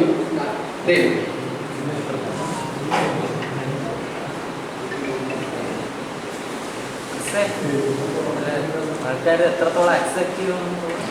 അതാണ് മെയിൻ കാരണം. നമുക്കറിയാം ട്രേഡ് യൂണിയന്റെ കാലമാണിത്. അപ്പോൾ നമുക്ക് അങ്ങനെയൊന്നുമല്ല, ട്രേഡ് യൂണിയൻ അല്ല എന്നുവെച്ചാൽ ഇത് മാക്സിമം ഇതിന്റെ ഒരു ഗുണം എന്ന് വെച്ചാൽ നമുക്ക് കൂലി എന്ന് വെച്ചാൽ പണിക്കൂലി അത്രയും കൊടുക്കണ്ട. 10 ആളുകൾ ചെയ്യുന്ന റോ മെറ്റീരിയൽ നമുക്ക് സോഴ്സ് ചെയ്യാൻ പറ്റും.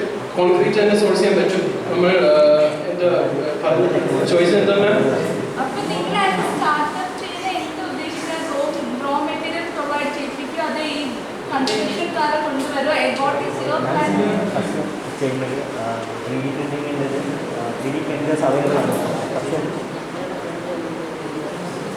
എന്നുവെച്ചാൽ നമ്മൾ കൊണ്ടുവരുന്നത് ഇത് കൺസ്ട്രക്ഷൻ കമ്പനീസ് ചാർജ് ചെയ്യുന്നതിന്റെ 1/5 അതാണ് നമ്മൾ ചർച്ച ചെയ്യുന്നത്.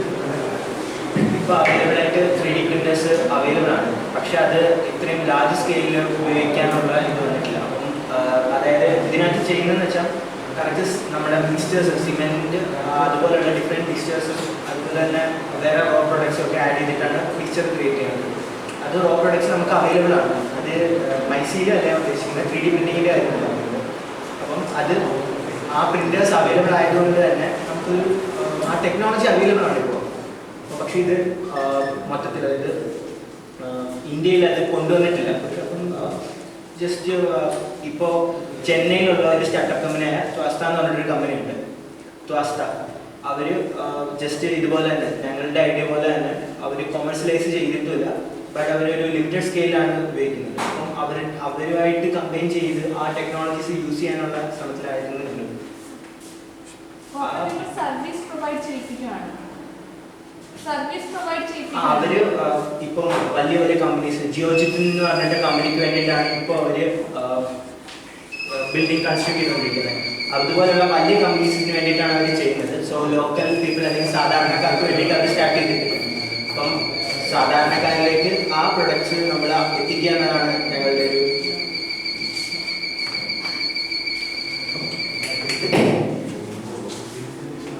അതാണ് നമ്മുടെ ഐഡിയ. എന്നുവെച്ചാൽ ഇപ്പോൾ ഇൻഡസ്ട്രിക്കാർക്ക് മാത്രം അവൈലബിൾ ആയിട്ടിരിക്കുന്ന ഈ 3D പ്രിന്റിംഗ് ടെക്നോളജി നമ്മുടെ കേരളത്തിലെ അല്ലെങ്കിൽ ഇന്ത്യയിലെ ലോക്കൽ ആളുകൾക്ക്, എന്ന് വെച്ചാൽ ലോക്കൽ എന്ന് പറയുന്നത് മിഡിൽ ക്ലാസ് മാത്രമല്ല, ലോ ഇൻകം ഫാമിലീസിന് പോലും അഫോർഡബിൾ റേറ്റിൽ നമുക്ക് ഈ ഹൗസിംഗ് കോംപ്ലക്സ് ഉണ്ടാക്കി കൊടുക്കാൻ പറ്റും. അല്ലെങ്കിൽ ഹൗസിംഗ് കോംപ്ലക്സ് ഉണ്ടാക്കി കൊടുക്കാൻ പറ്റിയ മെഷീൻസ് നമുക്ക് പ്രൊവൈഡ് ചെയ്യാൻ പറ്റും. ആ ഒരു സ്റ്റാർട്ടപ്പാണ് നമ്മുടെ ഐഡിയ. അതിന് എന്തെങ്കിലും നിങ്ങളുടെ എന്തെങ്കിലും വേറെ ചോദ്യങ്ങൾ ചോദിക്കാം? പി ജിക്കാർക്ക് എന്തെങ്കിലും ചോദ്യമുണ്ടോ? പി ജിക്കാർക്ക് എന്തെങ്കിലും ചോദ്യം ഉണ്ടെങ്കിൽ ചോദിക്കാം. പിന്നെ ട്രഡീഷണൽ മെത്തേഡ്സിനേക്കാളും കുറച്ചുകൂടെ സസ്റ്റൈനബിൾ ആയിരിക്കും. കാരണം 10 ആളുകൾ ചെയ്യുന്ന പണി ഒരാളെ കൊണ്ട് ചെയ്താൽ മതി. ഇപ്പം ഒരാള് 10 hours കൊണ്ട് വേണമെങ്കിൽ ഒരു ഫുള്ളി 3D പ്രിന്റഡ് ഹൗസ് ഉണ്ടാക്കാൻ പറ്റും. അത് 10 ആളുകൾ 2-3 മാസം ചിലപ്പോൾ 6 മാസം പിടിച്ച് ഉണ്ടാക്കുന്ന ജോലി വേണമെങ്കിൽ ഒരാളെ കൊണ്ട് 1-2 ദിവസം കൊണ്ട് നമുക്ക് തീർക്കാൻ പറ്റും. കണ്ടിന്യൂസ് നോൺ സ്റ്റോപ്പ് വെച്ച് തീർക്കാൻ പറ്റും. അതാണ് നമ്മുടെ സ്റ്റാർട്ടപ്പ്. ഇതിന്റെ ഒരു ട്രേഡ് ഓഫ് എന്ന് പറയുന്നത് അത്ര ആളുകൾക്ക് ജോലി പോകും. ഇത് ബിൽഡിംഗ് പ്രോസസ്സിനെ മോട്ടിവേറ്റ് ചെയ്യുവാണ്. അതാണ് നമ്മൾ. പക്ഷേ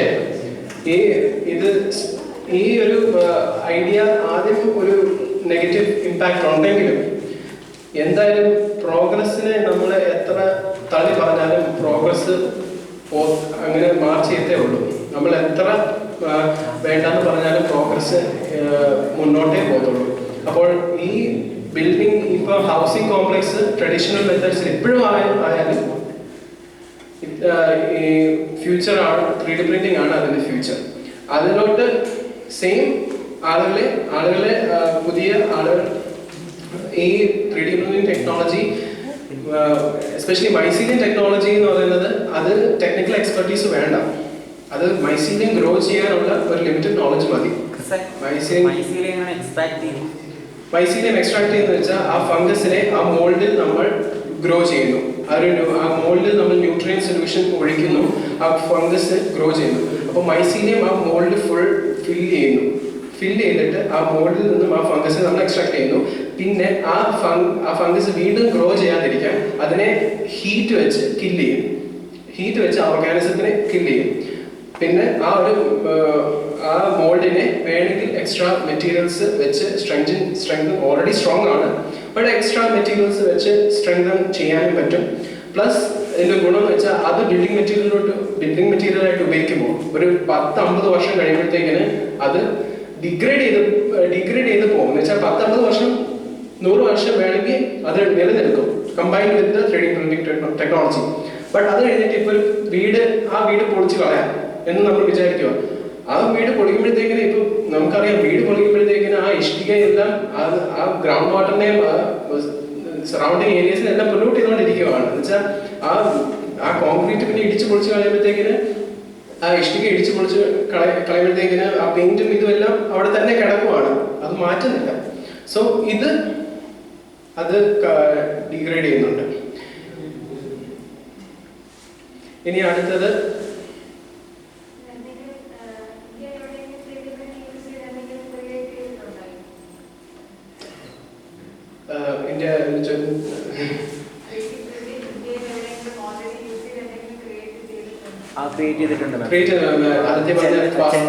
ചെന്നൈ IITയുടെ യൂണിവേഴ്സിറ്റി ക്യാമ്പസിനുള്ളിൽ തന്നെ അവർ ഒരു റെസ്റ്റ് റൂം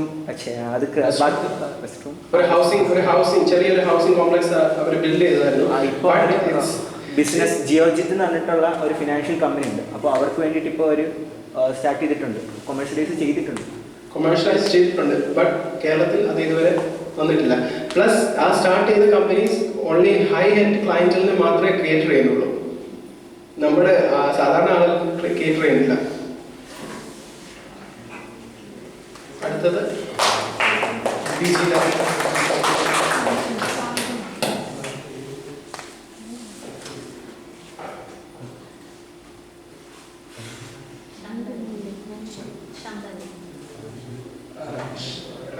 നെക്സ്റ്റ് അടുത്ത ഐഡിയ പ്രസന്റ് ചെയ്യുന്നത് PGയിലെ ശങ്കരൻ ചേട്ടനാണ്.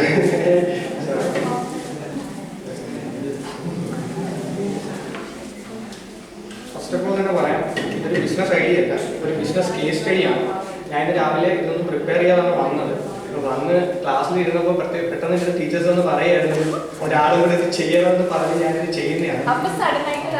അപ്പോൾ സഡനായിട്ട് വന്നൊരു ഐഡിയ ഇല്ല. ക്ലാസ്സിൽ ഇങ്ങനെ ഇരുന്നപ്പോൾ നമുക്ക് ചെയ്യാൻ വേറെ ബിസിനസ് ഒന്നും ഇല്ലെന്ന് പറഞ്ഞു ചായ പറഞ്ഞു. പിന്നെ എൻ്റെ ക്ലാസ്സിൽ നിമിഷ പറഞ്ഞൊരു ഐഡിയ, അവൾ പറഞ്ഞു എനിക്ക് തയ്യൽ അറിയാം, ഞാൻ തയ്യലിൻ്റെ പരിപാടി തുടങ്ങാൻ പോകുന്നത്. അപ്പം തയ്യലിൽ നിന്ന് ഒരു ഷർട്ട് മാനുഫാക്ചറിങ് കമ്പനിയിൽ ജോലിയിൽ നിന്ന് $48 ബില്യൺ ഇൻഡസ്ട്രിയിൽ കെട്ടിപ്പടുത്തിയ ഒരു സ്പാനിഷ് ബില്യണറിന്റെ ഒരു ബിസിനസ് കേസ് സ്റ്റഡിയാണ് ഞങ്ങൾ പറയുന്നത്. ഇത് നിങ്ങൾക്ക് ഒരു താല്പര്യമുണ്ട്, നിങ്ങൾക്ക് നാളെ ഒരു സമയത്ത് ഒരു ബിസിനസ് തുടങ്ങാം. ഇതൊരു സിമ്പിൾ ഇതാണ്, ഇതുപോലത്തെ വലിയ സയന്റിഫിക് ആയിട്ടുള്ള കാര്യങ്ങളൊന്നുമല്ല. ജസ്റ്റ് ഒരു ലേമാൻസ് ലാംഗ്വേജിൽ ഞാൻ പറയാം, ഏതൊരു സാധാരണക്കാരനും ചെയ്യാൻ പറ്റിയ ഒരു കാര്യമാണ്. അപ്പോൾ ഒരു 14 വയസ്സുള്ള സ്കൂൾ ഡ്രോപ്പ് ഔട്ട്, ഒരു എഡ്യൂക്കേഷനും ഇല്ലാത്ത അമാൻസിയോ ഒർത്തേഗ എന്ന് പറയുന്ന ഒരു സ്പാനിഷ് വിദ്യാർത്ഥി, അച്ഛനൊരു തുണിക്കടയിലാണ് ജോലി ചെയ്യുന്നത്. തുണിക്കടയിൽ ജോലി ചെയ്ത് അച്ഛൻ അതിനകത്ത് ഷർട്ടൊക്കെ മാനുഫാക്ചർ ചെയ്യാനും ടൈലറിങ്ങും അതുപോലത്തെ പരിപാടിയായിരുന്നു. പുള്ളി പുതിയതായിട്ട് ഒരു ബ്രാൻഡ് തുടങ്ങുന്നു, ഒരു കമ്പനി തുടങ്ങുന്നു. ആ കമ്പനി ഇൻഡിടെക്സ് ഫാഷൻ ഗ്രൂപ്പാണ്. ഇൻഡിടെക്സ് ഫാഷൻ ഗ്രൂപ്പിന് കീഴിൽ വരുന്ന ഒരു ബ്രാൻഡ് ലോകം മൊത്തം ഫേമസ് ആയ വിമൻ ഫാഷനിൽ ലോകത്തെ നമ്പർ 1 ആയ സറ ഗ്രൂപ്പാണ്, Sara branches of textiles. So ഇതിന് ഇത്രയും വലിയൊരു $48 ബില്യൺ ഇൻഡസ്ട്രിയിലേക്ക് വളരാൻ, $48 ബില്യൺ എന്ന് പറയുമ്പോഴത്തേക്ക് ഏകദേശം നമ്മുടെ ഇന്ത്യൻ ലാംഗ്വേജിൽ പറയുകയാണെങ്കിൽ 2 ലക്ഷം കോടി രൂപയ്ക്ക് മേളിൽ വരും, 2 ലക്ഷം കോടി. സോ അത് അത്രയും വലിയൊരു ഇൻഡസ്ട്രിയായിട്ട് വളരാൻ മെയിൻ കാരണം ആ കമ്പനിയുടെ ചില ഫിലോസഫീസ് ആണ്. ഫിലോസഫീസ് എന്ന് പറഞ്ഞാൽ ടെക്സ്റ്റൈൽ ഇൻഡസ്ട്രി നമുക്ക് എല്ലാവരും നമ്മുടെ ഇന്ത്യയിൽ തന്നെ തമിഴ്നാട്ടിൽ നമ്മൾ കാഞ്ചീപുരം അതുപോലത്തുള്ള ഏരിയയിൽ സ്പെസിഫിക് ആയിട്ട് മാനുഫാക്ചർ ചെയ്യുന്ന ഓരോ ഡ്രസ്സ്, ആ ഓരോ ഡ്രസ്സ് കാഞ്ചീപുരത്ത് സാരി, ബനാറസ് സാരി, അപ്പൊ അതിനെല്ലാം അതിൻ്റെതായിട്ടുള്ള ഒരു ബ്രാൻഡ് ഉണ്ടായിരുന്നു. ഈ ബ്രാൻഡിന് അതിൻ്റെതായിട്ടുള്ള ക്വാളിറ്റി ഉണ്ടായിരുന്നു. 100 വർഷം പഴക്കമുള്ള കാഞ്ചീപുരം സാരി ഇന്നും നമ്മുടെ വീടുകളിലൊക്കെ സൂക്ഷിച്ചിട്ടുണ്ടായിരുന്നു, കുഴപ്പമില്ല. പക്ഷെ കാഞ്ചീപുരം സാരി $1 ബില്യൺ ഇൻഡസ്ട്രി ആയില്ല. പക്ഷെ സറയ്ക്ക് ക്വാളിറ്റി ഉണ്ടോ? ക്വാളിറ്റി ഇല്ല. അതിന്റെ കാരണം എന്താണ്? അവരുടെ ഫിലോസഫിയാണ്. നമ്മൾ ആരെങ്കിലും ഒരു സ്റ്റാർട്ടപ്പ് തുടങ്ങാൻ പ്ലാൻ ചെയ്യുന്നുണ്ടെങ്കിൽ നമുക്ക് ആദ്യം വേണ്ടത് ആ കമ്പനിക്ക് ഒരു ഫിലോസഫിയാണ്. ഇവർ ഫോളോ ചെയ്ത ഫിലോസഫി എന്താണെന്ന് വെച്ചാൽ, ഇവിടെ ആമ്പിളർക്ക് എല്ലാം അറിയാം. നമ്മൾ കൊച്ചിലെ MRFന്റെ ബാറ്റ് എന്ന് പറഞ്ഞാൽ നമുക്ക് ഭയങ്കര MRFന്റെ ബാറ്റ്, ആ MRFന്റെ ബാറ്റ് ഉപയോഗിക്കുന്നത് ഇംഗ്ലീഷ് വില്ലോ ആണെന്ന് ആരെങ്കിലും അന്വേഷിച്ചിട്ടുണ്ടോ? അല്ലെങ്കിൽ ഇംഗ്ലീഷ് വില്ലോ ആണ് ബാറ്റിൽ ഉപയോഗിക്കുന്ന ഫുഡെന്ന് എത്ര പേർക്ക് അറിയാം? ഏതെങ്കിലും ഒരു തടിയിൽ അല്ലെങ്കിൽ അതിനകത്ത് ഹോളോ ആയി, പക്ഷെ അത് MRFന്റെ സ്റ്റിക്കർ ഉണ്ടായിരുന്നു. ആ MRFന്റെ സ്റ്റിക്കറിന് വേണ്ടി നമ്മൾ കടയിൽ പോയി, സ്പോർട്സ് കടയിൽ പോയി മേടിക്കത്തില്ല. കാരണം എന്താണ്? അത് സച്ചിൻ ഉപയോഗിച്ച ബാറ്റാണ്. അത് തന്നെയാണ് അമാൻസിയോ ഒർത്തേഗ ടെക്സ്റ്റൈൽ ഇൻഡസ്ട്രിയിൽ ചെയ്തത്. ടെക്സ്റ്റൈൽ ഇൻഡസ്ട്രിയിൽ പുള്ളി എന്താ ചെയ്തത്? 1950s അമാൻസിയോ ഒർത്തേഗ തന്റെ ഈ ഒരു വെഞ്ചർ തുടങ്ങുന്നത്. ഈ ടൈമിൽ ലോകത്ത് മൊത്തം കത്തി നിന്ന ഒരു ആർട്ടിസ്റ്റാണ് മെർലിൻ മൺറോ. എത്ര പേർക്ക് ഇവിടെ അറിയാതിരിക്കുമെന്ന് എനിക്ക് അറിയില്ല, ഒരുപാട് പേർക്ക് അറിയായിരിക്കും. Merlin Munro 1950s woman fashion തുടക്കം കുറിച്ച ഒരു വലിയ റെവല്യൂഷൻ ഉണ്ടാക്കിയ ഒരു ആർട്ടിസ്റ്റാണ്. സോ അവരെ പോലെയുള്ള വലിയ ഇൻഫ്ലുവൻഷ്യൽ ആയിട്ടുള്ള ആർട്ടിസ്റ്റുകളെ കൊണ്ട് അവരുടെ ബ്രാൻഡിനെ പ്രൊമോട്ട് ചെയ്യുക എന്നുള്ളതാണ്. പക്ഷെ സറ ആദ്യം ചെയ്തതെന്ന് പറഞ്ഞു കഴിഞ്ഞാൽ, അന്നത്തെ കാലത്ത് നിലനിന്ന ടെക്സ്റ്റൈൽ ഇൻഡസ്ട്രിയിൽ ഒരു ടെക്സ്റ്റൈൽ ഷോപ്പിൽ വരുന്ന ഒരു സ്റ്റോക്ക് എന്ന് പറഞ്ഞാൽ ഏകദേശം 2 to 3 months ഇതേ സ്റ്റോക്ക് അവിടെ നിൽക്കും. ഈ സ്റ്റോക്ക് അത് കഴിഞ്ഞ് മാത്രമേ പുതിയ സ്റ്റോക്ക് വന്ന് റീപ്ലേസ് ചെയ്യൂ. ഈ പുതിയ സ്റ്റോക്കിൽ വരുമ്പോഴത്തേക്ക് അതിനകത്ത് പുതിയ ഡിസൈൻ പുതിയ വെറൈറ്റീസും വരുന്നുണ്ടെന്നുള്ള ആരും നോക്കാറില്ല. ഈ പുതിയ വെറൈറ്റീസ് വന്നില്ല എന്നുണ്ടെങ്കിൽ എന്ത് സംഭവിക്കും? ഈ ക്വാളിറ്റിയുള്ള ഡ്രസ്സസ് ആൾക്കാർ ഉപയോഗിക്കും. പിന്നീട് അവർ കടയിൽ പോകുമ്പോൾ അതേ സെയിം മോഡലുള്ള സാധനം ഇരിക്കൊണ്ട് അതേ ഡിസൈൻ അതേ ഇതിരിക്കുന്ന കാണുമ്പോഴത്തേക്ക് അവരത് മേടിക്കില്ല. കാരണം അവരുടെ ഓൾറെഡി ഉണ്ട്. അപ്പോൾ സറ കൊണ്ടുവന്ന ഒരു മാറ്റം എന്താണെന്ന് വെച്ചാൽ ഹൈ ക്വാളിറ്റി ക്ലോത്ത് മാനുഫാക്ചേഴ്സിന്റെ കയ്യിൽ നിന്ന് ബൾക്കായിട്ട് മേടിക്കുന്നതിന് പകരം മീഡിയം ക്വാളിറ്റി ക്ലോത്ത് വളരെ വലിയ ഡിസ്കൗണ്ടിൽ മെർച്ചൻസിന്റെ കയ്യിൽ നിന്ന് പർച്ചേസ് ചെയ്തിട്ട് ഇവർ അതിനെ ഒരു medium quality but variety of designs ഒരു പുതിയ കുറേ ഡിസൈനുകളും വെറൈറ്റികളും കൊണ്ടുവന്ന് ഒരു മീഡിയം സ്റ്റോക്ക് മാത്രം ഒരു വളരെ ലിമിറ്റഡ് ആയിട്ടുള്ള സ്റ്റോക്ക് മാത്രം ഇവർ എന്ത് ചെയ്യും? ഇവരുടെ ഇൻവെന്ററികളിൽ സൂക്ഷിക്കും. അതുവരെ ഉണ്ടായിരുന്ന ടെക്സ്റ്റൈൽ ഇൻഡസ്ട്രി മൊത്തം ചെയ്തുകൊണ്ടിരുന്നത് പറഞ്ഞാൽ ജസ്റ്റ് ഇൻ കേസ് പർച്ചേസ് എന്ന് പറയുന്ന ഒരു business idea. Just in case എന്ന് പറയുന്നത് നമ്മൾ ചില ഓട്ടോമൊബൈൽ ഇൻഡസ്ട്രിയിലൊക്കെ നമ്മൾ കണ്ടിട്ടുണ്ട്. ഓട്ടോമൊബൈൽ ഇൻഡസ്ട്രി എന്താണ് നിങ്ങൾ കണ്ടിട്ടില്ലേ? തിരുവനന്തപുരത്തോട്ടൊക്കെ പോകുമ്പോഴത്തേക്ക് വലിയ ഇൻവെന്ററികൾ അല്ലെങ്കിൽ വലിയ യാർഡുകളിൽ കാറുകൾ ഇങ്ങനെ കൂട്ടിയിട്ടേക്കും. ഈ കാറുകൾ കൂട്ടിയിട്ടേക്കുന്ന ഓർഡർ ചെയ്ത കാറുകളല്ല. കാറുകൾ എല്ലാ കളറും വൈറ്റ് ആണെങ്കിലും ബ്ലാക്ക് ആണെങ്കിലും റെഡ് ആണെങ്കിലും മാസ്സായിട്ട് മാനുഫാക്ചറിങ്.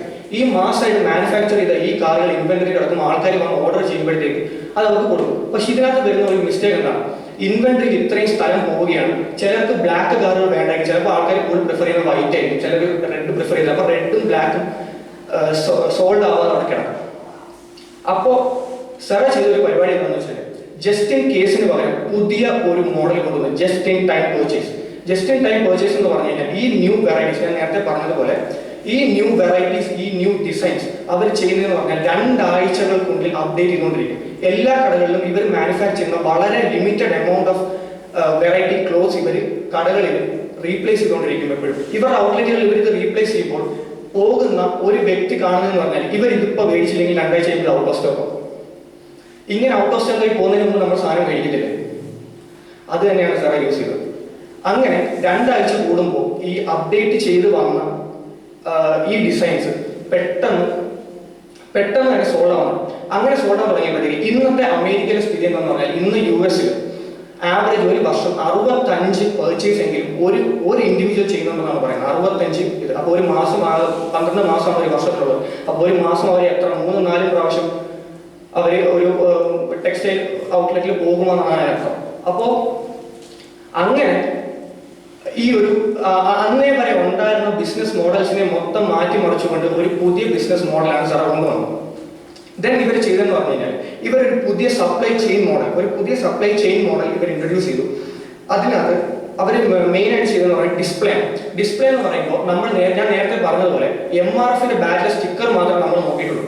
അതുപോലെ നമ്മൾ അഡിഡാസ് അല്ലെങ്കിൽ നൈക്കി ഇതുപോലത്തുള്ള ബ്രാൻഡ്സ് മേടിക്കുമ്പോൾ നമ്മൾ എന്താ നോക്കുക? അതിന്റെ ക്വാളിറ്റി നമ്മൾ നോക്കത്തില്ല. MRFന്റെ ബാറ്റിൽ നല്ലോണം ബാറ്റ് ചെയ്താൽ ബോൾ കൂടുതൽ ദൂരം പോകുന്നുള്ളത് നമ്മൾ നോക്കുന്നില്ല. അടിച്ചാൽ പോകും, അതൊന്നും നമ്മൾ നോക്കുന്നില്ല. നമ്മൾ നോക്കുന്നത് MRFന്റെ സ്റ്റിക്കർ മാത്രമാണ്. അതുപോലെ ആളുകൾ സെറയുടെ സ്റ്റിക്കർ മാത്രം നോക്കി സാധനം മേടിക്കാൻ തുടങ്ങി. അതിന് ക്വാളിറ്റി ഉണ്ടോ എന്ന് ചെക്ക് ചെയ്യാറില്ല. കാരണം എന്താ? 2 ആഴ്ച കഴിയുമ്പോൾ ഒരു സാധനം അവർ മേടിക്കും. ഒരു മാസം 3-4 പ്രാവശ്യം ടെക്സ്റ്റൈൽ പോകുന്ന ആൾക്കാർ ഒരുപാട് നാൾ ഒരു ക്ലോത്ത് ഉപയോഗിക്കത്തില്ല. കാരണം അവർ 2 വട്ടം ഇട്ട് കഴിഞ്ഞാൽ അതിന്റെ വാല്യൂ കൂടി. അതാണ് സെറ ഇൻട്രൊഡ്യൂസ് ചെയ്ത ടെക്നോളജി. ഇതിനകത്ത്